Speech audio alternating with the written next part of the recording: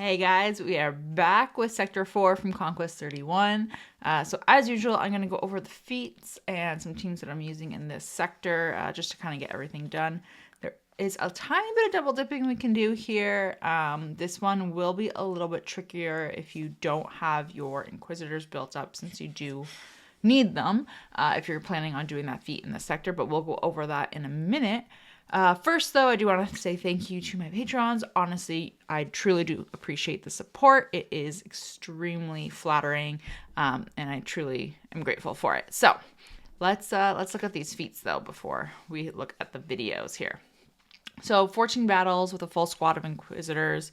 Like I said, if you don't have them built up, depending on your discs and your enemies, you might find this to be a little bit tedious. If you do have them built up, this is going to be pretty straightforward while you're making your way through the sector. Evasion Down 40 times.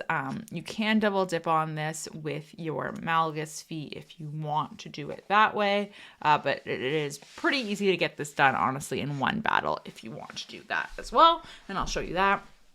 Attempt to inflict armor shred 20 times. Another really straightforward one. Because it's armor shred, and then defeating 50 enemies with Imperial Trooper units. So there are a couple of ways you can get this done, and I've got a few different videos to show you. So let's just go look at it. All right, guys. So I'm gonna keep things simple and start with Trooper wins right away here. Obviously, this is my first node of the fight or of the sector, so I have nothing done for feats so far. But I'm going to go in with Troopers against the Night Sister squad, and I'm going to take Watt as my 5th. And the reason why I'm going to do this is I'm going to give out his tech. If you have a Frenzy consumable equipped, you can actually trigger the Troopers to all take a turn. So if you have weaker Troopers, this is a really good option. But I just want to give out some tech so I can kind of get going. And I basically want to put the tank tech on Dark Trooper so that he can not get stunned. I want him to do all of the killing, which is why I'm going to bring Watt here. And then hopefully, this doesn't happen in this fight, but it can happen. If you leave Daka alone, she has the opportunity to revive sisters. And if you give Dark Trooper the weapons tech, she can't revive anyone because that prevents revives. So if she does get a chance to revive, you can get some more kills in that way. Obviously, she didn't here. She died to the dots because of Volatile Accelerator. But it would lead to you getting more kills in that way. And it does work as well with range as your 5th instead of Watt, just so you have a different idea there.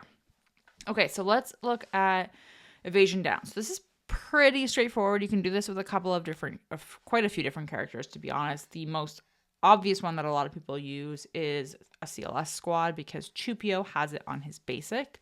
So you can rack up the Evasion Downs quite quickly with his assists. And pretty much anytime I see a Bad Batch squad, I am going in with a CLS squad to counter it and make my way through because it's just an easy 3 stars.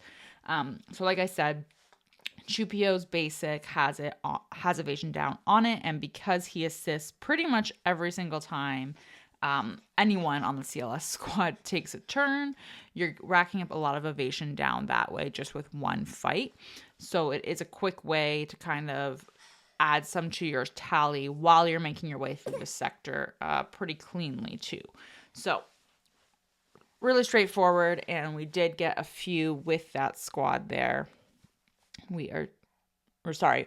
Something to keep in mind as well, if you kill your opponents, which is clearly what happened, it doesn't land the debuff first. So killing them kind of wrecks that. So just keep that in mind if you do kill them before, even with Chupio's assist.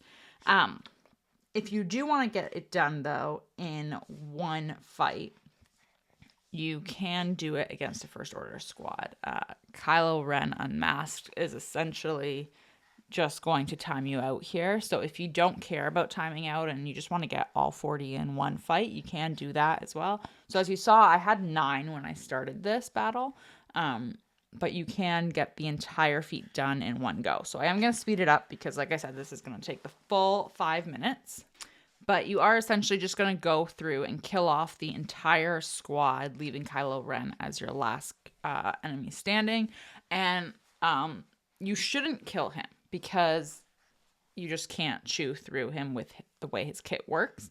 So you're just going to sit there. You can even put it on auto if you wanted to, but you're going to basically just basic all the time with Chupio. And he's going to assist anytime your characters go. So you're going to rack up so many evasion downs this way. Like I said, you are going to time out on this, so you're not going to win or move forward in the sector. But if you just want to get this feat done really quickly, it's honestly such an easy way to do it. And a lot of people have the CLS squad built up, so it's definitely a team I would look for enemy wise to just get this done and not have to worry about it later on. If you don't care about having to do it later on, then by all means do as you please. But if you just want to bang it out, it's really easy. And just keep in mind, like I mentioned earlier, if Chupio kills anyone with his basic, it doesn't land the debuff, so it doesn't count as an evasion down. So they have to survive his hit, which is why going against Kylo Ren Unmasked here is such a fun way to get this done really quickly. Okay, so yes, we're going to have a look now at doing some armor shreds. So I like to use Jedi Master Luke. Yeah, we're going to use Jedi Master Luke. And obviously General Skywalker has armor shred. Cam has armor shred. You could do Jedi Knight Cal if you have him. I completely forgot about him. Sabine has armor shred. Zalbar has armor shred. So there are tons of characters that have armor shred, obviously, but I like to just go in with a full Jedi squad if possible to get it done. You can also do it with your Inquisitors if you wanted to. But essentially, you're just going to go in and you're going to land armor shred with Cam and Gas with this squad in particular. And because I want to land armor shred, I'm going to slow play things. So I'm going to try not to attack as much as possible. Cam's going to land the first armor shred. Then I'm going to have Gas land an armor shred. And essentially, I just want to keep them healthy if possible. I don't want to call too many assists because, again, I don't want to kill them off too quickly, aside from Armorer, just because I don't want the Beskar stacks getting out there and having them run me down. Yeah, but after that, it's pretty smooth, and I'm just basically biding my time. And just, like I said, slow playing it to try and get a few more armor shreds out there instead of just one or two.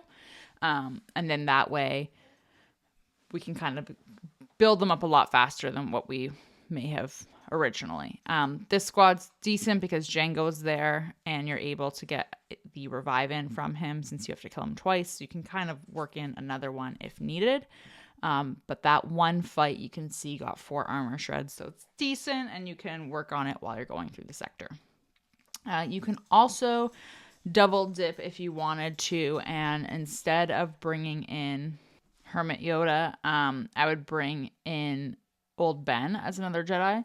And the reason why I would do that is just so that you're able to basic with Old Ben, and he has evasion down on his basic. So you can kind of work on 2 feats at once that way, at the same time while you're making your way through the sector. And then Jolie is just a safety net. If you have to revive anyone, you can with him. But it's pretty straightforward. It does, unfortunately, take away from some of the armor shreds if you're doing that, because again you're trying to basic with Old Ben, so I will call him if possible with Jolie or Jedi Master Luke, but then only armor shred with Gas and Cam. So you are working on both at the same time, which means you're not going to be necessarily as efficient, but it does work out, and at least you're able to do it while you're making your way through the sector as well, instead of having to double back for it later on. But pretty straightforward in terms of having Jedi Master Luke kind of work for you here and make that feat happen. Okay, so let's talk about Inquisitor wins, because that's going to be one that a lot of people are going to have to trudge through if you have them built up. That's awesome. I'm going to show you the first team without using Grand Inquisitor or Reva. I do like to use Fifth Brother Lead. I just find that he makes them, with his leadership, you're a little bit more tanky and durable. So if you have weaker Inquisitors, you can survive a little bit longer. But it is pretty straightforward if you find a General Kenobi Jedi team to go in and win against them. You're essentially just going to go in, you're going to remove buffs with Seven Sister whenever she gets a turn and turn that into Purge. It's also going to remove turn meter, so you can kind of pick and choose who you think is the most deadly, so to speak. You can as well get Armor Shred with this squad with 8th Brother. You just have to have 5 stacks of Purge on the enemy when you use his special, so keep that in mind as well if you are doing that. But it's pretty straightforward against the Jedi team to get the win with them, again depending on your discs, but Amplify Agony obviously does a lot of damage for you here. If you do have Grand Inquisitor, you can obviously use him with the squad when you're making your way through. So if you haven't used them before in Conquest, that's why I want to show this. If you have, then by all means carry on, but I like to use them against gas as well. It's pretty much a safe bet to take in your Inquisitors against them. So gas just pretty much is going to automatically sit down when you get to take a turn. And it's just about survival, whittling off the clones and Ahsoka. And then again, killing gas every time, or making gas sit down, every time he stands up, and killing him finally at the end. But it is a pretty good, straightforward squad to use against gas in particular. Okay, so let's look at Evasion Down again. And this one will be great because you can double dip this with your Malgus global feat if you need to. So you're going to take a Sith Empire squad. This works really nicely as well against teams that have, more than the 5 characters. So teams with summons like Geos. Because you want to get Evasion Down.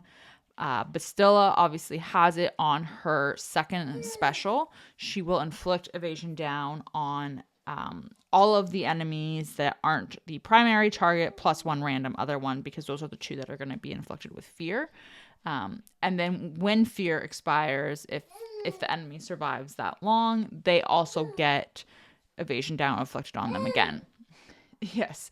So you're able to work through that feat with them while also having Malgus survive for the global feat. And then that way you can just kind of work through both of them at the same time and double dip, so to speak. So you can see here she got a couple in. So again, while you're making your way through the sector, so it works a little bit nicer. Okay, let's look at the mini boss. So Starkiller has to survive, and then you need to win without any Jedi, Sith, or unaligned Force users. Pretty straightforward. Reading that, you'd think, okay, you have to do this twice because Starkiller is obviously an unaligned Force user. I do want to do the Bam Han Chewie team that I love so much to have him survive. I have also tried a full, your stereotypical Starkiller team on this boss. But the troopers just gain so much turn meter that they kind of just ran them over. So the BAM team did work a lot better in my experience with the Volatile Accelerator and Amplify Agony discs. So you're just kind of going through the motions as usual. BAM's going to save whoever he wants to save. And then the AoE kind of wipes out almost all of the troopers, and Starkiller gets to just hang out in the corner and survive. So you get your Starkiller surviving feat, but it is bugged, and you also get the other feat. I don't know off the top of my head if it's bugged for other Sith or Jedi, etc., but that's that. Okay, and then again at the end with this boss, you need to do this twice because you need to win with Admiral Trench surviving. And then you also need to win with a full squad of Lightside characters, which obviously he is not. And spoiler alert, this is not bugged in our favor. So we do have to do it twice. Again, really stereotypical Bam Han Chewie here. It is a Saw Rebel team, so they do have a tank. They do have, turret there to give them the heal over time. So if you can chew through them quickly, you will be fine with your Trench if you have Trench unlocked to survive. But I just went straight for Saw and then an AoE just to kind of get rid of everyone. Amplify Agony, obviously, doing a ton of damage to knock them over as quickly as possible. So that is Trench surviving. And then we have to go back in, like I said, with the Lightside team to get the other feat there.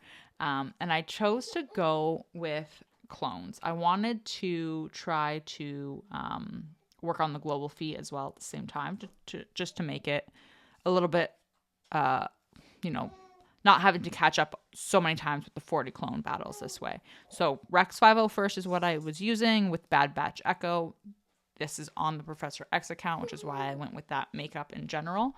But it is pretty straightforward. They do take a turn.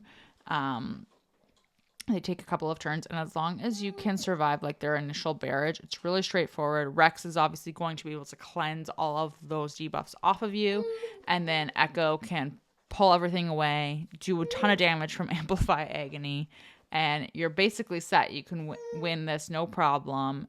You get your full Lightside feat, and you also get a tick towards the global feat with your Clone Trooper team there as well. Okay, guys, so I am very happy to say that is it for Sector 4. We just have one sector left, and I should have that up for you hopefully Friday evening, early Saturday morning if things go crazy, but I'm hoping to pop it out Friday evening. That way you guys are set, headed into the weekend, and we should be looking good for this Conquest series. Hopefully it's all been helpful and you're well on your way to gold crate, red crate, whichever crate you are aiming for. And if you do have any questions, please feel free to drop them below. But as always, thanks so much for watching, guys. I really appreciate it.